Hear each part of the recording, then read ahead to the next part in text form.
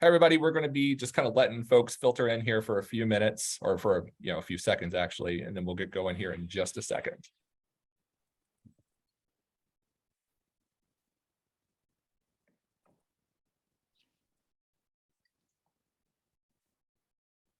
Okay, looks like folks are filtering in. Well, good afternoon, everyone. I am Charles All, Executive Director of the Kentucky Chamber Center for Policy and Research, and on behalf of the Kentucky Chamber of Commerce and the Martin School of Public Policy UK, thank you all for joining us today for this conversation. Last year, the Chamber and the Martin School partnered on a series of webinars focused on the urban-rural divide. We discussed issues such as healthcare, education, economic development, and brought together leading researchers in the state with key policymakers. And so today, what we're doing is essentially a continuation of those discussions with a conversation focused on what seems like a very basic issue, but I think it's one that we're going to find out is very, very complicated. And that primary issue is quality of life in Kentucky. So we're going to be thinking about things such as, what is it like to live here? Are people healthy? Do we have access to good schools, food, water, recreation, healthcare, strong civic and community institutions? Is living here safe? How is life changing? What's driving some of those changes? And of course, what can we do to make Kentucky the best possible place to live and have the best possible quality of life for all of our residents? A lot of these things sound like very simple questions, but they're also foundational, and there's a lot of complexity hiding behind them. And I can honestly say I can't think of 4 better people today to help us dive into the complexity of this issue and really dissect it. So I'm going to introduce our panelists, and then we'll jump straight into our conversation. We have joining us from the Kentucky General Assembly, State Senator David Givens. Senator Givens serves as the Senate President Pro Tem. This is the second highest ranking position in the Kentucky State Senate, and he represents counties such as Edmonson, Barron, Greene, Hart, and part of Warren County as well. And he has been a wonderful friend to the Chamber for many, many years. Another great friend of the Chamber is State Representative Samara Heavrin. Representative Heavrin serves Grayson County and part of Hardin County, including the city of Glendale, which we'll be talking about in some detail today because that is the home of the new incoming Ford plant. She's currently the chair of the co-chair of the Early Childhood Education Task Force, and she and Senator Givens work together as co-chairs of the Commission on Race and Access to Opportunity within the General Assembly. We have 2 great researchers from the University of Kentucky joining us here today. Dr. Allison Davis. Dr. Davis is a professor of agricultural economics and the executive director of the Community and Economic Development Initiative of Kentucky. And we have Mike Clark, who's an associate professor of economics and is the director of the Center for Business and Economic Research at UK's Gatton College of Business and Economics. So once again, thank you all so much for joining us here for this conversation. Folks in the audience, this is going to be this will be a sort of conversational format. If you want to chime in with some of your own questions, utilize the chat or the Q&A features. I'll be monitoring those and we'll do our best to work them into the conversation. And we're going to go until about 1 p.m. Eastern time. And yes, this is also being recorded. And so this is something we'll be able to sort of live on and talk about later as well. So as we jump into this conversation, I kind of want to start things off by just throwing out a rough definition of what we mean when we talk about quality of life. Essentially, what I think we're talking about is just simply the overall experience of living in a place. What does it mean to live here? And I think it gets a little more complicated when we start thinking through what are the ingredients for a good quality of life. And these things might include, good schools, an abundance of good paying jobs, access to healthcare, fresh and healthy foods, clean drinking water, access to things like recreational opportunities. And then, of course, poor quality of life would be the opposite of those things. Now we can kind of critique this definition as we go, add other ingredients, subtract ingredients, and I kind of want to hear from you all some of your thoughts on that. I want to start this conversation with Dr. Clark and Dr. Davis and kind of build a foundation. First, do you have anything you might add to or subtract from the definition that I just laid out in terms of some of those ingredients? But then second, this is kind of a big question for you two in particular, as economists and researchers, what are some of the key sources of information and data that we might use to study quality of life at Kentucky and perhaps try to quantify it? So Dr. Davis, why don't we start with you on that question? Sure. Thanks, Charles. So I think, I've spent a lot of time working across the state. I do both research and engagement, predominantly in rural places. And I think, when you started off with your definition of quality of life, I was like, well, that's the end of the webinar, right? You touched on a lot of really essential pieces. But what I have found is that what your quality of life or perceived quality of life in a place may be very different than other places. And so we see some of our rural places that may be lower income or may not have the same assets, and we assume that their quality of life is poorer. And I think it's important when we start talking about rural urban is that my quality of life is defined by what's important to me.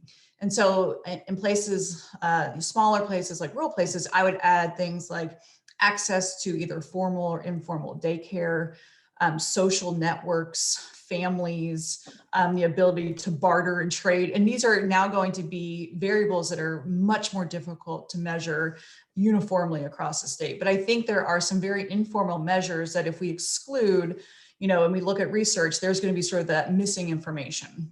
And we can talk more about that. We have some really great research that has defined quality of life, particularly how it differs between urban and rural. And we tend to rely a lot on the Economic Research Service and their work, and looking a lot at natural amenities, which is when we think about rural places is really critical, access to water, developed, built infrastructure, weather, stuff like that. Mike, what about your perspective on this? What are some of the resources that you tend to think of if you're wanting to think about quality of life in Kentucky? Where do you go for information on that? So, I think, we've kind of laid out some of the nice foundational things about, what do we mean when we talk about quality of life? I think the challenging thing in this is how do we actually measure some of these things? Because, as Allison mentioned, there's a lot of different perspectives about, what these different types of maybe like a natural amenity might mean to certain individuals, and it varies. So economists basically look at this in terms of what kind of trade-offs are you willing to make for these amenities? It's kind of like, when you're buying a car and you're looking at all these different things that come along with the car, what are you willing to pay for these different types of things? And so for economists, what we try to look at is evidence in the decisions that we make or the trade-offs that we make that may point to a high quality of life or maybe a package of amenities that we find desirable. And we do that through a couple of different measures. One's housing values. I think, that won't be a big surprise to a lot of people that, the idea is if you have two similar houses and one tends to be close to maybe some green space or some other type of natural amenity that people might value, they might be willing to pay a higher price for, what is essentially the same house, except for that proximity to that amenity. And so we can see some trade-offs there in terms of, well, how much do you value that? And we see it also in terms of things like disamenities. Some other stuff I was doing, I was reading through some research that was talking about disamenities, like location close to houses that are located close to a landfill.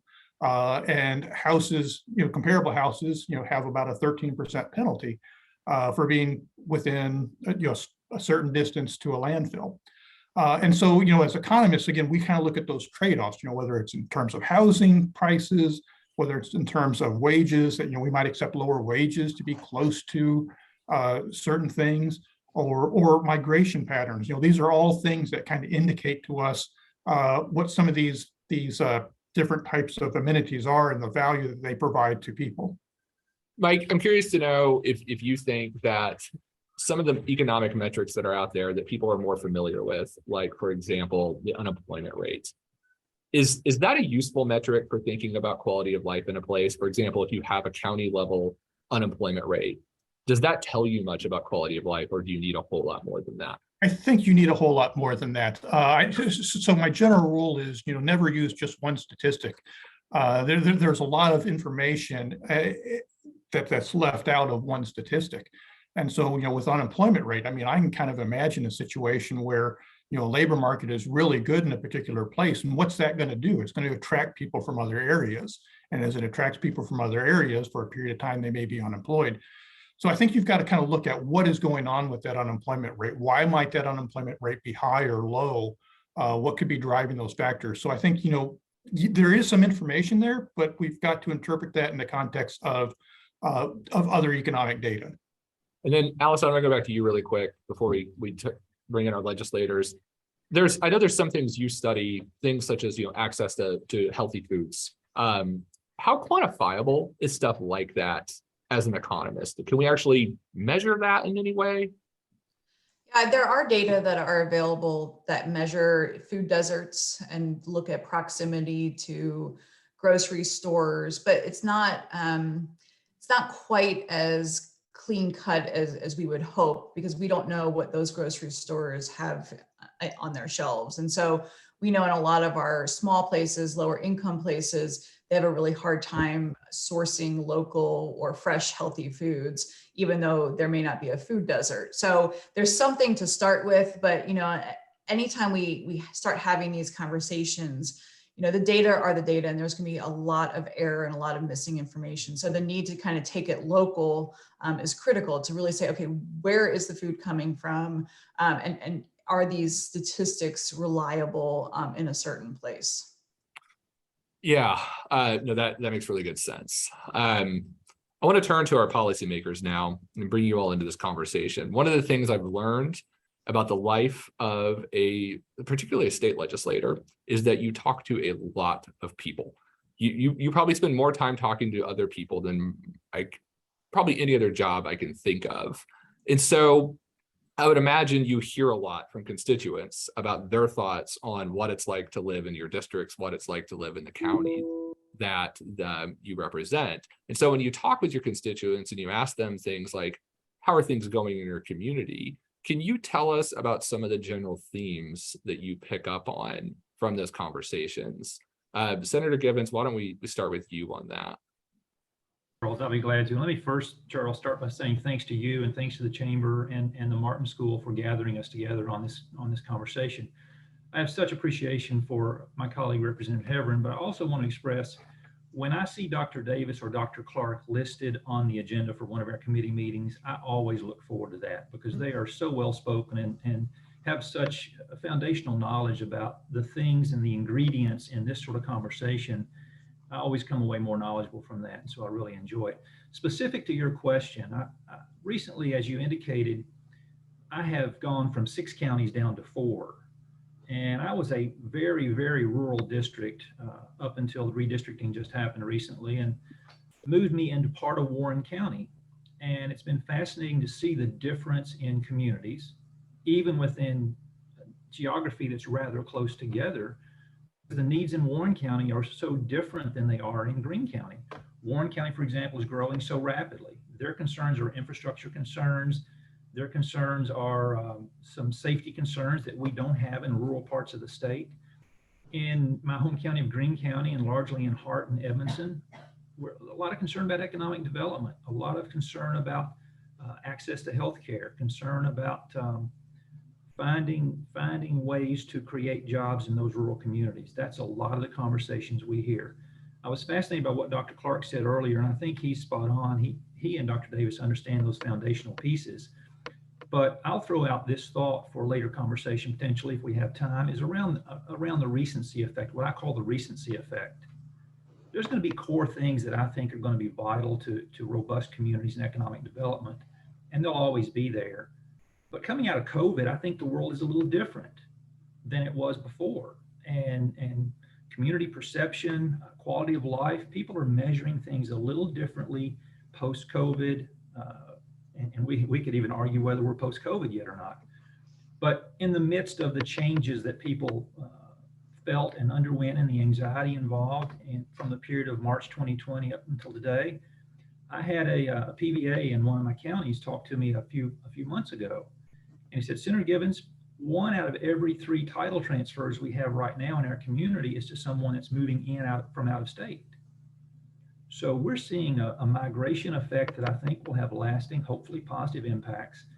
And I think one of the things that, as you were talking about the ingredients, one of the thoughts that occurred to me, Charles, of all the pieces, geography, education, culture, workforce, crime and safety is big now, schools, access to healthcare. There's an element, and I'd be curious to know if our demographers, sociologists on the call feel like we can measure this. There's a self-fulfilling prophecy component of the way a community perceives itself. I think if a community sees itself as vibrant, wonderful place to live, an engaging, inviting community, they'll live into that and they'll invite others that want to join that. If a community sees itself as desperate for opportunity, starving for the chance to grow, struggling with education, food deserts, if a community perceives itself that way, it's going to convey that to people that may be visiting. And I've always been curious. I didn't intend to be a panelist that raised questions, but that's where I am. So That I want to come back to that in just a couple of minutes, Senator Gibbons, because I have a really specific question that I think fits right in with that. Representative Hebron, what about you? What are you hearing from your constituents in terms of what life is like in your district right now? Well, first off, I can't let Senator Gibbons show me up. Thank you all so much for having me. I greatly appreciate it. And it's just, I really enjoy the meeting of the minds with this and our participants. I see some people from Grayson County and some former friends on the participants list. So excited just to see the reach of the Commonwealth here.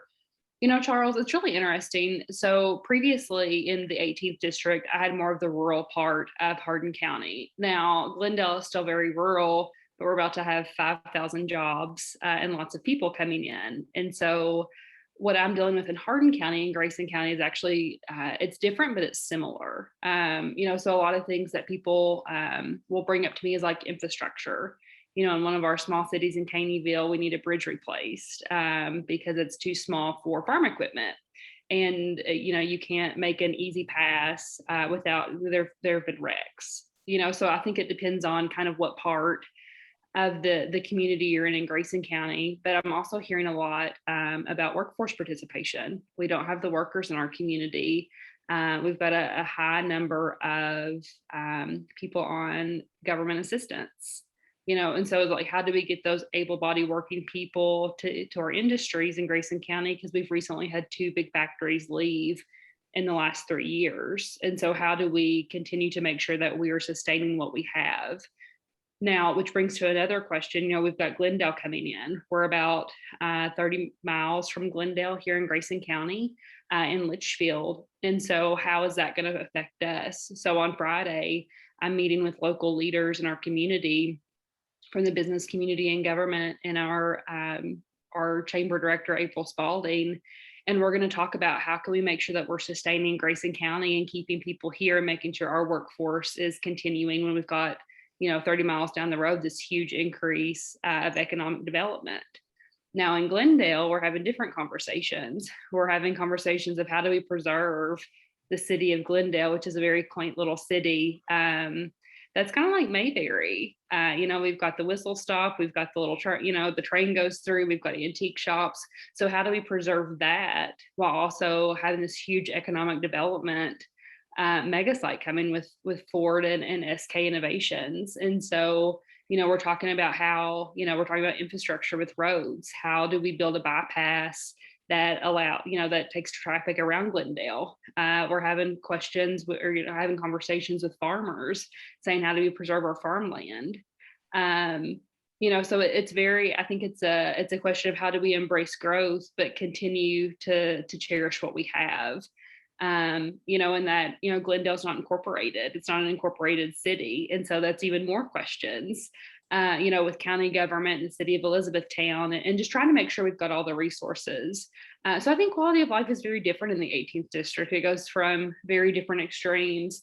But something else I want to bring up, like in Hardin County, we need housing. We already need housing without Glendale coming, but now we need housing at a different rate with the construction workers and with the families that are going to start coming in. But that's already something that we lack to begin with. And I think I was in a workforce development summit a few weeks ago, and I want to say they currently need like 30, and I think it's between like 20 and 30,000 houses additionally already.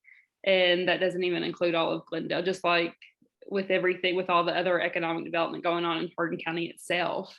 But then, in rural parts of Grayson County, we need broadband. Our lakes, we are so thankful for our lakes and the people that come in on the weekends. but with everything going on in Louisville since 2020, we've had a lot of people going from urban Kentucky to rural Kentucky because it's a different culture. And so, how do we keep those people here all year round rather than just come into the lake on the summer like your family did, Charles? So it's a lot of conversations, but it's intriguing and it really keeps me on my toes as a legislator to hear all the different quality of life measures that people are looking at. I'm heading to Rough River Lake this weekend, and I'm looking forward to it very much. We appreciate the money that you bring into our economy, Charles. Well, as a follow-up for both of you, Representative Heverin and Senator Gibbons. So we have two economists here on the call right now. I'm curious, what would be most useful for you two as policymakers to kind of supplement what you hear from your constituents? What types of economic data or questions would you want to have to be able to ask to an economist to say, hey, it'd be really helpful to know this about my community so that I could get a better handle on quality of life or challenges? Does anything immediately come to mind? Senator Gibbons, you kind of started going down this track a minute ago, but are there other things you would want to know about your communities that could be helpful? So it's interesting you raised that question, because I was thinking about this as the economists were speaking a moment ago, and I think we all want to do this snapshot in time and say, this is a community with good quality of life. This is one that maybe doesn't have. And I think if I could ask for the magic tool, you give me the chance to wave the wand and say to these two talented folks, this is what I need next week. And so I'm going to wave the wand for a second. If we had a metric that would put together all of these individualized pieces of healthcare access, geography, education, culture, community self-perception, community perception from the outside in on that community, infrastructure, workforce, crime safety, public policy, the role nonprofits play, gather all that data in a tool, show me the individualized breakdown of each one of those scores, because we like to quantify things, and then show me the overall score, and then be prepared to run the instrument again in another month, because that's an instrument that I would think you're going to have to run over and over and over and over, because community perception, self-perception, a recent crime in a community may cause some people to suddenly think we don't live in a safe place. It's a moving target, Charles, and I think to have good policy, we need that information, could benefit from that information. And again, I'm waving a wand that is magic. So I have the chance to do that. Representative Heverin, anything like that from you that would be particularly useful? Oh, Charles, I was sitting here thinking as Senator Gibbons was speaking, something we always talk about on the Commission for Rights and Access to Opportunity is just data to begin with. I think that sometimes we need to see data to ask more questions. A lot of times when we make policies, it's just because we're like, oh, hey, this is a great idea. Or we have speculations of what's going on. But when we're able to see hard data, I think that really makes a difference. And I always bring up, maternal mortality. That's something that's been really big. And I think it's always been a big deal to me because, we know that in Black women, it's 3 to 1 of death ratio for maternal mortality. And so, that's always a statistic that's thrown around, but what is it actually in Kentucky and what can we actually do regionally? And so I worked on legislation 2 years ago for that. So we could actually get the data for income, is it a poverty family? Is it not? What is the region? Is this happening in more urban areas? Is this happening in more rural areas? And then demographics like race. And, I think when we're able to just have hard data, that helps go a long way rather than just a speculation. And so I think that any data that you can provide, I think even, why are people, and I don't know how measurable this is, but something I notice a lot in Grayson County is young people leave, after high, and I don't know if that's a small town mentality of, oh, I got to get out and make something of myself and come back, or I'm going to be gone forever because who wants to be in Litchfield? But, in order for these small communities to sustain, we need people to come back. We need people to come in. And so, I think any data is helpful. I probably just have some more things that are not quite measurable, that I would have questions about, or that would be very difficult to measure. Yeah. Dr. Davis, Dr. Clark, something when Senator Givens was talking, something I immediately thought of was the Iowa small town poll. I don't know if you all are familiar with that, but the Iowa small town poll has been run for decades at this point now. Question for you, well, two questions. First, would it be useful to have something like that in Kentucky?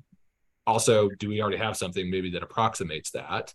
But then going back to what Senator Givens was talking about in terms of some sort of quality of life measurement survey or tool, how easy would something like that be to bring to fruition? So all those ideas, all those fun economics stuff that you guys could, we could all task you guys with, because you guys work for free and we'll just have you do it all.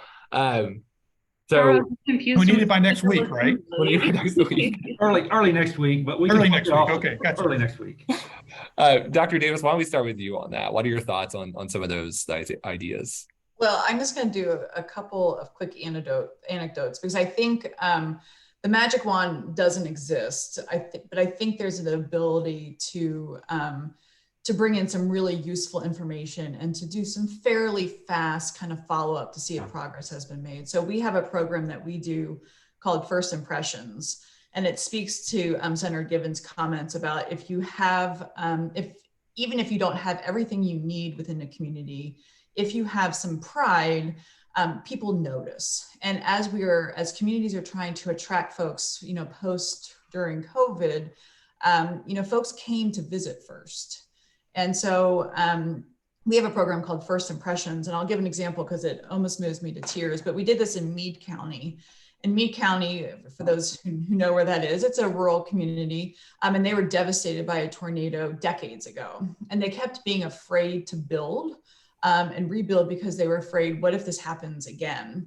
And so we did this program. We sent in some secret community shoppers and said, go tell us if this is a place that you want to live. No one knew they were coming except for the folks who asked us to do it. And they got back some very candid comments that, folks did not appear to have a lot of pride in place. They said there's nothing to do here, and what that did was it rallied the community around, okay, we can't keep working in this fear of future disaster. And people, they rallied together, leadership emerged, they created new businesses, they created a community where people wanted to be, and we sent folks back out again. And the perspective was very different. And now this is a place where, again, we're not expecting every place to have everything that defines a perfect quality of life. If we did, then that place would be overpopulated and they'd start to lose quality of life. But what we know, what we can do is capitalize on the assets that we have. And so that First Impressions is a program that we do to get, an outside perspective, because we never want someone from inside the community telling us what's wrong, right? Because then we can go find them later and they'll be forever ostracized. But this is an outside perspective to say, if I was to live here, if I was to be a visitor here, if I was to retire here, here's what I see. Whether it's, leadership, aesthetics, business, what infrastructure, the idea of the Iowa small town poll, it always makes me nervous because I think about our American Community Survey and trying to get these very kind of uniform data on a regular basis. And in our small areas, the data are so poor that when we include margins of error, we then go into negative numbers. The number of African-American people is -6. Well, we know that can't be the case. And so that means that those data are so unreliable. But it still would be it's always a great talking point to have a poll that you can constantly update on, to see how things have changed in a place. But it's also extremely expensive to have that go. Okay, thank you for that. Dr. Clark, any thoughts on this? Yeah, just kind of following up. So Allison's right. I think, there are some issues in terms of conducting, a poll on a regular basis. Response rates are generally abysmal. And so, the reliability of the estimates could be potentially at jeopardy there. But the fortunate thing is we actually do have a lot of good information, particularly through administrative databases, census data, BLS data. And Kentucky Center for Statistics does a really good job of kind of combining a lot of different sources of information to provide a really good sense of what communities look like. Now, to Senator Givens' point, it's dynamic in the sense that we can kind of observe a lot of these types of trends over time, The unfortunate thing is that there's often a lag associated with that data. So we're not necessarily able to see what's going on right now in that data with, things related to the pandemic, for example. We know the pandemic really changed a lot of people's attitudes about, really what is a quality of life, what do they want to prioritize? And that's affecting behavior, right? I mean, we hear anecdotes about, people moving from the cities to the rural areas. We hear more stories about, people being able to utilize broadband to work remotely, and that makes it more feasible for them to live in rural communities, which those are really great things for those rural communities. The problem is it's hard for us to see that type of effect that's going on right now, or even something that's been going on for the past year or two. We don't necessarily get to see a whole lot of that in the data right now. But there are a lot of things out there that really do help us kind of paint these profiles of how these communities are performing and identify maybe, sources of pride, things that are really seeming to work well, and maybe areas where we need to be concerned, and maybe, identify issues that could potentially be addressed in the future. And I do want to just make a quick mention too of a project that you work on every year, Dr. Clark, which is the annual economic report. I know that doesn't speak directly to a sort of the more local community issues that we're talking about, but I do think that's a very useful volume that gets produced every year, where you can kind of track Kentucky's progress upon. I mean, how many metrics do you guys look at on that? I don't have a count on that, but page count's about 300 pages. So I mean, it's really a great statistical abstract of the state. And Mike Childress and our staff here at CBER, had that up. It is published every year, and includes the most update data we have, upon publication. And it does. Sorry, go ahead. I was just going to say, so my organization, Mike and I work very closely together, which is great. So Mike really takes the state perspective, and my organization really works at the local perspective. And so what we do is create these county profiles based on lots of these different quality of life measures, whether it's agriculture or housing or health or economic or workforce, so that if a community is sort of saying, what do we look like, they can pull these different profiles that, again, use countless numbers of variables that we update like every year or so to say, okay, how have things changed? But it helps that, that local discussion, I think, get initiated. Great. All right. I want to jump back into kind of a conversation that we alluded to a little bit already with Senator Givens and Representative Heverin. Both of you are in districts right now that are either already experiencing or on the precipice of experiencing really, really significant growth. Warren County is one of the fastest growing counties in the entire state. Glendale, Hardin County is literally about to just explode with population and economic growth and everything that's going to come with the Ford battery plant. And I think parts of your districts could look almost unrecognizable within 10 to 20 years from now, depending on how all that plays out. So I wonder if you two could talk a little bit more about how those communities are responding to and preparing for so much change in terms of what's coming to those communities in the next several years. So Representative Heverin, why don't we start with you on that?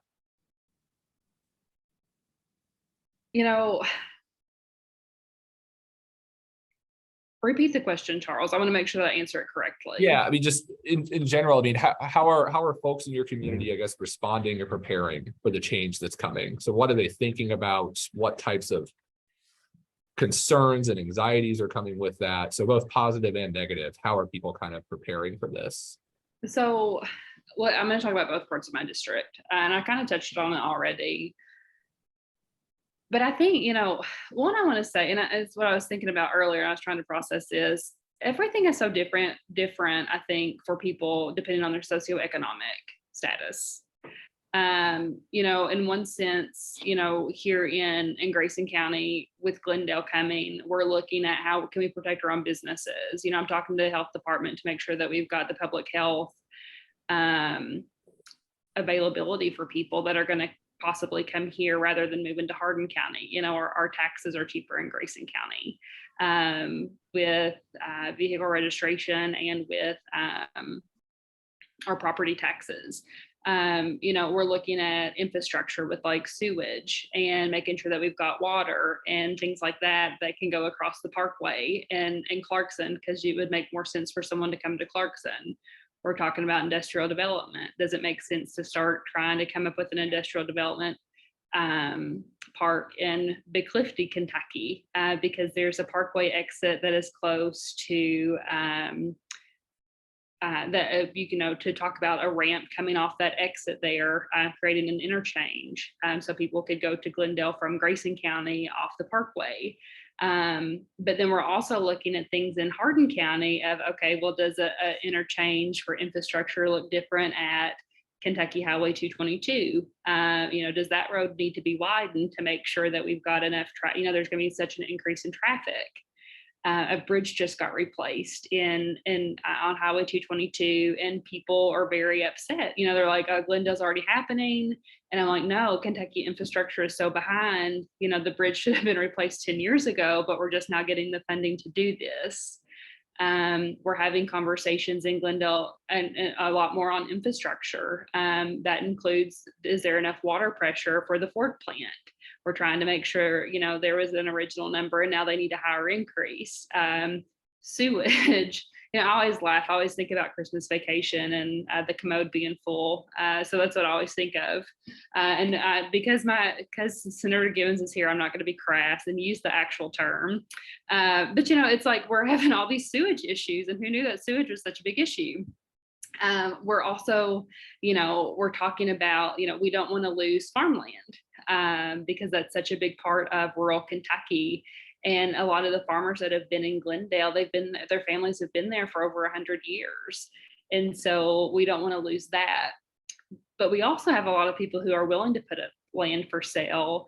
And, they might have bought it for $5 million and they turned around and sell it for $26 million. And so there's this increase in surge. The value of the land is going up. And then, like I said, the city being incorporated, the Lions Club, they do such a phenomenal job of having always taken care of the city. But are they going to be able to take care of the city when a large corporation like Ford and SK are there? Are they going to have what they need to be able to leverage things? And it's all very in Grayson County, it seems very positive, because we're excited that we've got such a big economic development. But like I said, we've got a lot of business leaders coming to me saying, how do we keep our workforce? We don't have enough people. We can't afford, because Grayson County is really in this, I'm going to say it's at a fork in the road, and we either have the opportunity to really move forward and continue to flourish, or we're just kind of going to stay stagnant. We're at that 28,000 population, and we really need to start growing it in order to get more things. But as I sit here saying that, I'm also thinking, sometimes I'm in Walmart and someone's like, well, we really need a movie theater or a steakhouse. That's going to really make the quality of life better. And, and it goes back to, I think, what Dr. Davis said about social networks. What kind of social networks are in your community? So it's a mixed bag of eggs, Charles, of, the positive and negatives of what this means. But I think the one thing I've learned in government, being a legislator, is not everyone's ever going to be happy. It's always if it's a positive for somebody, it's a negative for someone else. And so what I just try to do is to be an advocate. So with Glendale and Grayson County, Hardin County and Grayson County, I just try to be an advocate. I listen to people and what their needs are, of what they want, and try to include people in the conversation. Because what I found is that when you allow people to be heard, it goes so much farther, because you're hearing what their perspective is. And even if we're not able to get there, we're taking it into consideration, and we're going to be able to move forward with better perspective because we've heard all parties involved. No, that's fascinating. That's a lot of different moving parts to think about. And so you really and that's so great. Just constantly, it's like ping pong, okay, here we are. But it is a lot of moving parts. And so just trying to stay centered through all of that. It's a really good growth opportunity for me in leadership. Sure. Senator Givens, what about in your districts, particularly in Warren County, but also surrounding counties? How are folks in those communities responding to so much population growth and economic activity? And what types of anxieties and concerns are you seeing? Charles, I'm not going to dodge your question, but I think listening to the conversation, your question, and Representative Heveron's excellent response down at the 5,000 foot level. I'm going to draw back up to a 30,000 foot level for a second, because I've not thought of this until your question. And for those that may be a graduate student or a PhD fellow, this would be a perfect opportunity to do a study. We've got two similarly situated communities on the I-65 corridor in the same state. They're starting at totally different places, though. Warren County has seen such growth over the years. They struggle with these growth challenges. I'm not going to say they're going to be better at it than Hardin County, but they've seen this sort of growth, the infrastructure challenges. We purposely put into the economic development package a significant sum of money to be able to get sufficient infrastructure in the form of electricity into the new Envision battery plant that's going to be there in that community. Glendale, on the other hand, this is almost a greenfield. This is truly a greenfield development in the sense of this industrial park has sat there for a number of years. It has ridden the up and down roller coaster of opportunity and crash, and Hyundai didn't happen, and this went there. And so this community is going to be rightly excited about it. Warren County is going to be rightly excited about what they're going to have happening as well. I think the energy level and excitement in Glendale will probably be a little larger. The project is bigger, obviously. They're going to be drawing from, I would suspect, a larger geographic footprint in terms of the labor force. Warren County's been struggling with the labor force question for years. I think it'd be an awesome and fascinating study to say, how are these two communities similarly situated with like industries coming in, how are they going to handle the change?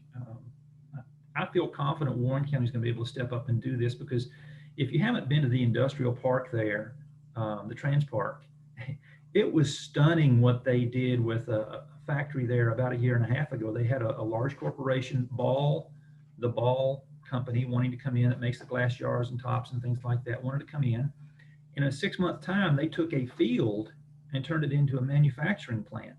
6 months. That's how quickly they constructed this facility. And so I'll be fascinated to see how it goes in the two communities, and I'm hopeful it goes well, because we can all benefit from it. No, that's fascinating. Dr. Davis, Dr. Clark, so we've had big moments of economic development activity in our state before. And one of the most obvious comes to mind is Toyota in Georgetown, and how the impact that had on that particular community. If you two were able to sit down with community leaders from these places like Warren County or Hardin County and surrounding counties, what would you be telling them to prepare for based on what you know of the economic impacts of other big investments that we've seen in Kentucky's past? So Dr. Clark, why don't we start with you on that? What would you tell these folks? I guess first the warning, if change is hard, rapid change is just a real challenge, right? And it sounds like that's exactly what's going to be happening over in Glendale. We can kind of look back now in terms of what happened in Georgetown, and it is a pretty good analogy. I mean, it's not a perfect analogy in any way, but we can kind of see just how rapidly things change there. And that gives us a lot of clues about what is happening or what's going to happen in Glendale. And it sounds like they're asking a lot of the right questions. What type of infrastructure are we going to need? How is this going to affect residents? And I think it is important to recognize that when you're talking about this type of change, we do have these trade-offs. The big topic here is quality of life. What happened in Georgetown and what's going to happen in Glendale is you're going to have this massive population increase, because with these employment opportunities, there's going to be a greater opportunity for a higher quality of life there. People are going to be attracted to this because those jobs will improve their quality of life. And then, of course, that's going to put pressure, on the entire community. You're going to start seeing land prices go up if you haven't already. You probably already have. But you're going to see that continue for some time. And that's just going to continue to put pressure on the infrastructure, the sewers, all the things that Representative Hibben talked about. Those are going to be the issues that they're going to need to address. But it also goes beyond kind of the infrastructure to kind of the educational system. I mean, as these families move in, they're going to be demanding a lot of different types of goods and services. Some of those are going to be public services that are going to need to be provided. So, really just kind of getting a handle on, how big that population growth could be, what type of steps do you need to make to make sure that the public services are in place for that population growth. Dr. Davis, your thoughts? Yeah, I mean, I think Mike is spot on. One thing that we learned, the toy, I think it's a great analogy, and it's great that we can sort of see over time how that county and the region and the state has changed. But my biggest concern for the new Ford plan is housing and workforce, and those two are not mutually exclusive. And to absolutely know that this is a regional event, and this is a fairly larger than a regional event. And in order to satisfy the needs of Ford and most likely the other industry that will move along the I-65 corridor, this is very regional. And to think about, what does our commute shed look like? Where does housing need to occur? And I think by looking at sort of those spatial changes around where Toyota was in Georgetown, you can sort of kind of estimate and think about how far out does this swath need to be. But, and my trade is economic development. I train economic development professionals, and I get very nervous about this recruit. Well, this was gangbusters. I mean, this is a blockbuster event that we can all kind of cheer and rally behind. And it is right on par with Toyota. But the future of Glendale and that region is now very, very, very different. It now will become suburban. It now will have, a whole slew of services and infrastructure that we're not used to. And I can tell you, after the conversation I've been a part of with just the solar discussion in E-Town, in terms of what does the future of land look like, I mean, this is huge. And to just continuously, and I know you all are very good about talking to constituents, but this is a very different way things are going to look. And I think there was, we saw Bowling Green change, and Bowling Green is an exciting place, and it's huge growth, and we all have been very excited about it. So at least we have seen this type of activity in this area. But I mean, this is really big. And, housing is my first and foremost, my biggest concern, just knowing the shortage of housing for folks that currently live in the area, and the type of housing and the developers that are coming in, what type of housing they plan on building. The next piece, I think, is going to be around the school system, not only making sure that we have access to quality schools so that future workers and their families feel like this is a place they want to be, but ensuring that we have the future workforce that's going to be coming out of the school system that can work in these plants. And I think one thing that was so great about Toyota is that they were a partner in the community, and that communication between the industry and the school system was constantly ongoing to make sure, not just the local school system, but regional, to ensure that the needs of that industry and the supporting industry, not today, but 5 years from now, that they're ready to go. Because it's just, we're not gonna be able to play catch up if we're going to be successful with this. One thing I'd add, Charles, is, we also have to address the uncertainty associated with this. So, I mean, Allison's right. This is a really big announcement, when this came down, and it was natural that we get these analogies, to what happened in Georgetown.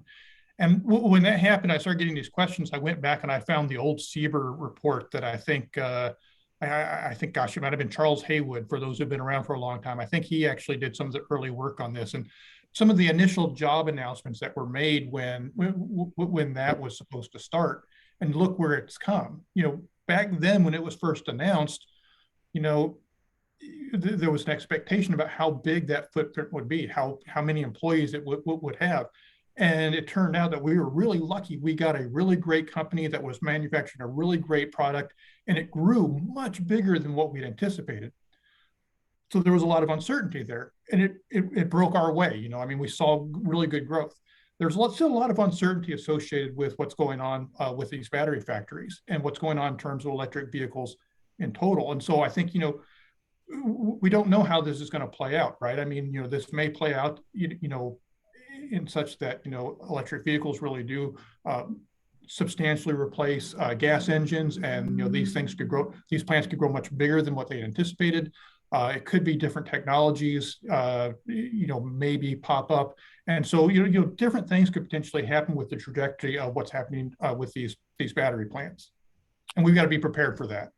Charles, I would like to add, if it's okay, Dr. Davis, you brought up a great point with solar. I was trying to leave that out because that's just another like I want to bring everyone down. another head explosion.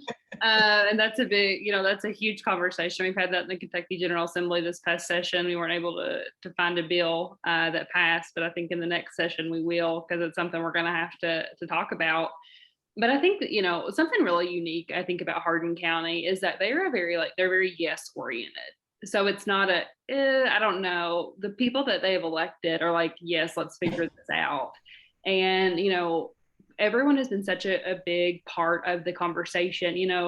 Ford is doing a great job of including like KCT, so ECTC, the part of the KCTCS system, Hardin County schools, different community members, all of government. And I think that really goes a long way. Ford is also reaching out to everyone around. They're reaching out to business leaders, they're reaching out to the schools around the region to saying, hey, this is what we need to do. ECTC will have a building on the mega site in order to train people. They're having conversations with our technical schools of, programs. And so I think that we're in a really good position. Now, we did recently have our current judge executive is retiring, and we'll have a new judge executive coming in.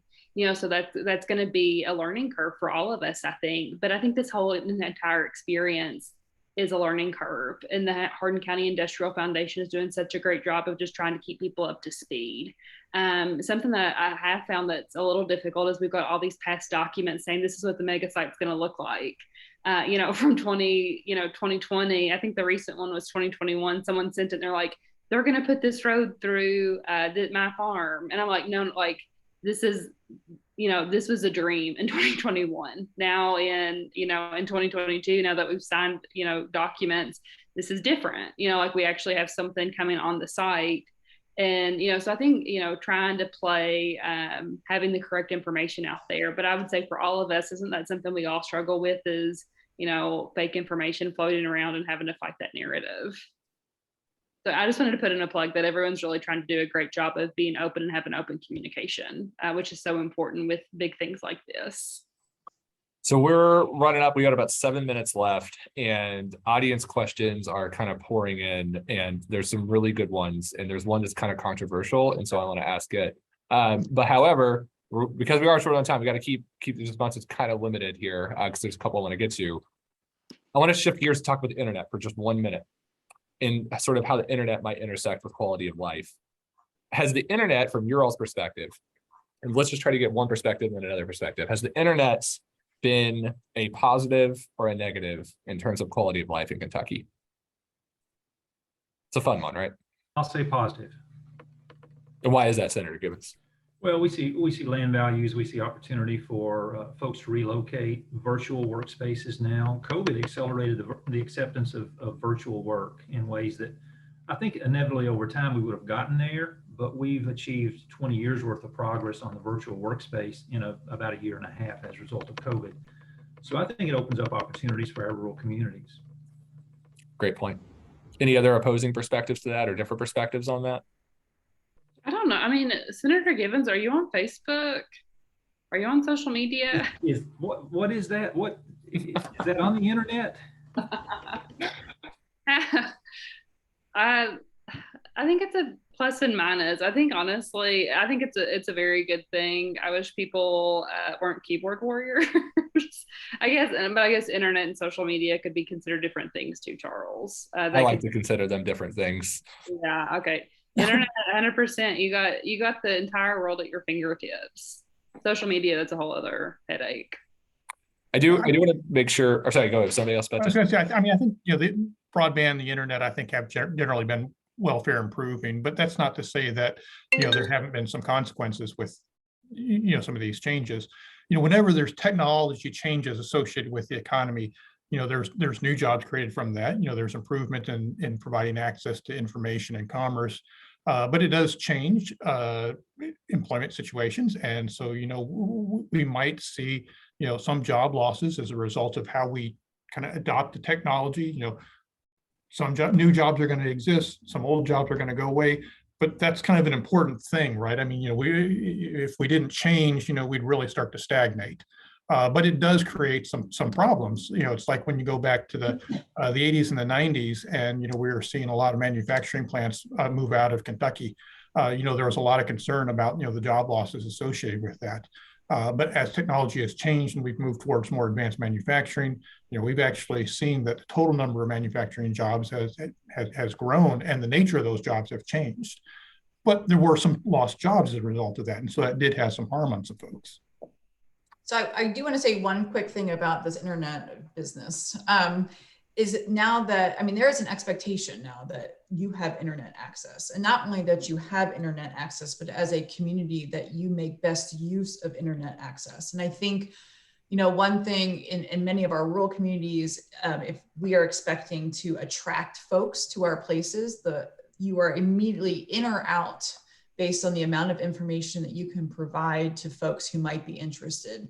So if you don't have, an active tourism page, an active chamber page, an active industrial development page, you are immediately out. If a firm's looking to move, if a person's looking to move, and they cannot find anything positive about the assets that you have, the quality of your schools, the quality of your infrastructure, you won't be in the mix. And I think, that has changed. Before it's sort of like, oh, you're small, you're rural, you can keep your little paper copies. That's out, right? So we have seen lots of instances where firms have looked to move to places, and you are immediately not part of the choice because you have not been able to provide information, reliable, valid information to tell people who you are.